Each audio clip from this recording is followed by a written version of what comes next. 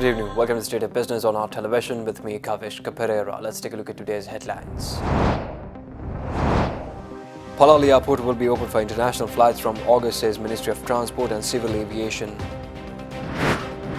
President Palala Airport instructs to expedite Murugakonda Kaluganga Mega Development Project. News in detail. Transport and Civil Aviation Minister Arjuna Ranathunga asserts that the Palala Airport will not only be beneficial to the northern province, but it will also be a landmark in the air transportation in the South Asian region. Minister made this comment while attending the official inauguration ceremony of the Palala Airport in Kankasanthure on last Friday. Thus, as per the reports of the Transport and Civil Aviation Ministry, the government intends to open the Palala Airport for international traffic by this August. Furthermore, the airport in the northern province will function as a key airport facilitating travel to India. Government has allocated 1,950 million rupees to upgrade the Military-run airport, and the Indian government will also grant 300 million rupees as a grant. The first phase of the project includes the relaying of the first 950 meters of the runway, which is currently being used. President Palala Airport instructed relevant officials to expedite multiple irrigation projects connected to Murugakonda Kaluganga Mega Development Plan, since people living by farming in those dry zones should receive benefits of the project without any delay.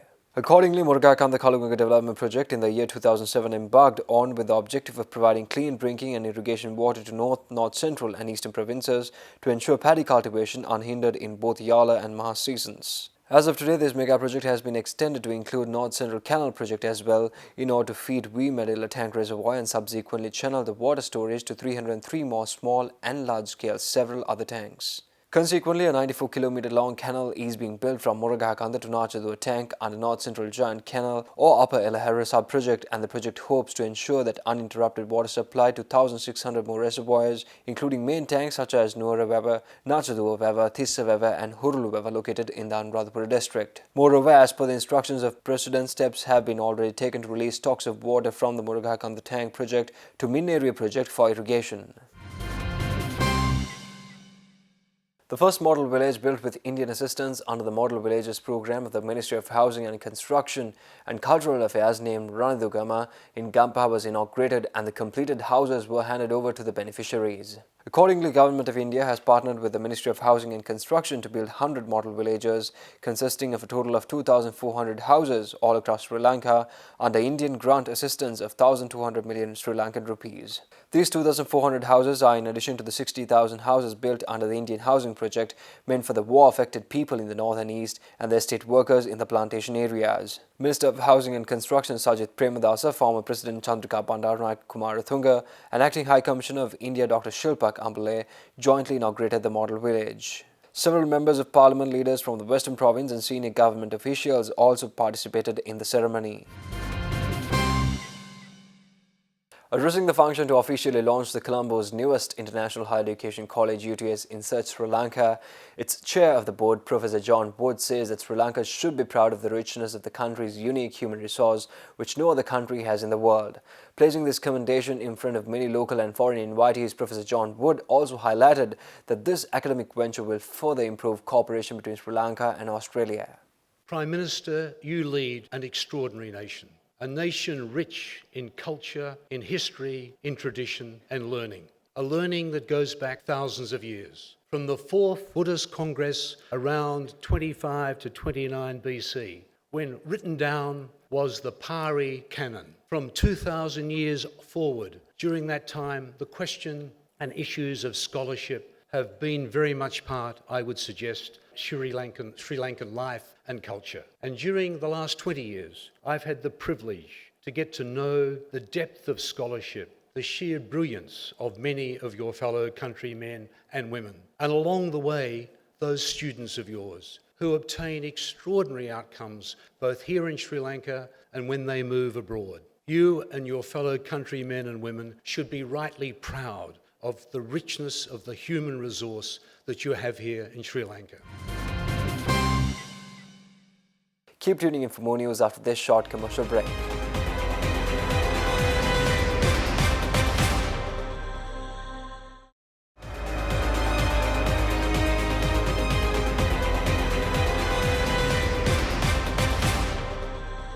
Welcome back. One of the equity research agencies, the First Capital Research, says that Sri Lanka's economic outlook has shown signs of resilience and ability to recover quickly as economic activities despite the Easter Sunday attacks, and the economy was seen returning to normalcy with the removal of the travel advisories faster than anticipated. First Capital Research also says the successful and early issuance of the $2 billion US sovereign bond by the central bank, which was oversubscribed 3 times, was a major confidence booster. The heavy decline in interest rates is expected to lower finance costs, thereby improving earnings of most listed entities towards the fourth quarter in this year, the report says. The research agency also says that the low fixed income returns may lead investors to hunt for alternative investment options with higher returns, of which equity investments is likely to be a more probable option considering the current attractive valuations. The research document also suggests an improvement in demand for stock, leading to a possible re-rating of the market. Post the incident, we have seen basically significant improvement in the recovery. The recovery has been actually quicker than we have anticipated, and though the impact was direct and indirect, it has affected all the sectors. We are now starting to see that there is a accelerated recovery that is more likely than not, and that is likely to be reflected in future earnings as well. It is very significant that even in the sovereign bond issue that we have got 3 times oversubscription, which is an encouraging sign. So once yields come down and profitability starts improving, what happens is future expectations also start to improve in the economy. The Monoragala District Career Guidance Centre, established under the Smart Sri Lanka Career Guidance Network project, was opened under the patronage of President Maithripala Sirisena on last Saturday. Accordingly, Smart Sri Lanka Career Guidance Institute is a project implemented by the Presidential Secretariat under the guidance of the President that has been set up with the long-term objective of assembling all the career development institutes and resources in order to find a sustainable solution to the issue of unemployment in Sri Lanka through a well-advanced mechanism, providing entrepreneurial opportunities, online career information services, including employment banks, meeting private career guides, upgrading career guidance services to international standards, and building a nationwide network of career guidance organizations are some of the key main objectives of this project. Thus, it also targets to achieve global objectives of the United Nations Sustainable Development Programme and Youth Development for Sustainable Livelihood Development, eliminating unemployment among young people and introducing new industries and investments that will employ natural resources with the proper management. Professor Vajradhi Sanaka, attached to the University of Colombo, emphasizes that Sri Lanka has doctors specializing in digital health, only being second to the United States of America. Professor Dissanayake made these claims at the relaunch of the HealthNet online pharmacy brand and website, which kicked off recently in Colombo.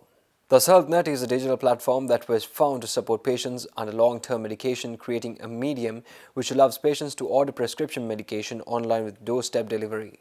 HealthNet currently has over 6,000 customers and has already fulfilled more than 17,000 prescriptions. Moreover, speaking at the event, Professor in Anatomy of University of Colombo, Professor Vajradhi Sanaka, explained why the majority opts to go for the private medical facilities despite the fact that Sri Lanka's public health system is on par with the systems in the developed countries. In Sri Lanka, we should count ourselves fortunate because we have embarked on this journey of digitalization a long time ago. In fact, we, the doctors, embarked on this journey in 1998 with the establishment of the Health Informatics Society of Sri Lanka. And we also in Sri Lanka have manpower, doctors specializing in digital health. We are only the second country in the world after USA to have that specialization. And in the Ministry of Health system, all the systems are being developed under about 150 doctors who have been trained specially in the field of digital health. We got to look at why people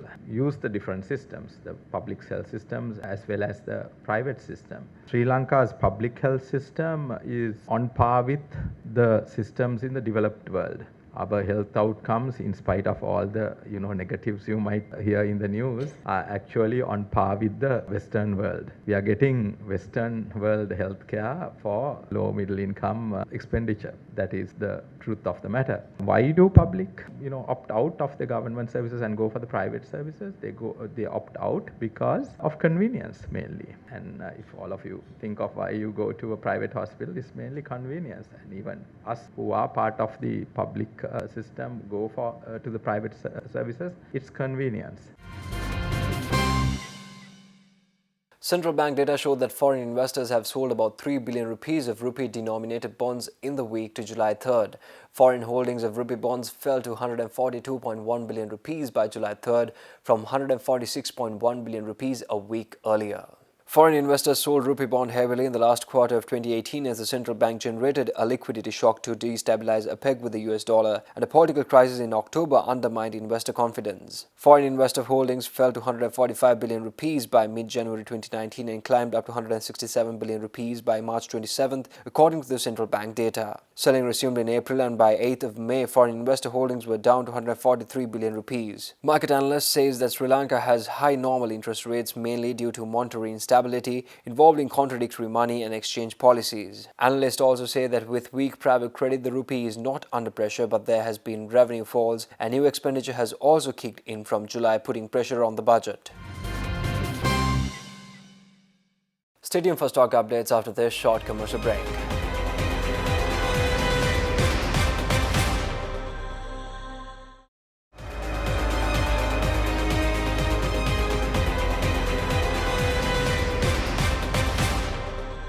Welcome back. Trading at the Colombo Stock Exchange ended on a negative note today. The all-share price index dropped 11.21 points to close at 5,504.60, and the S&P SL 20 dropped 14.35 points to close at 2,580.09. The turnover was 136 million rupees and over 11 million shares were traded. Next up is Forex rates.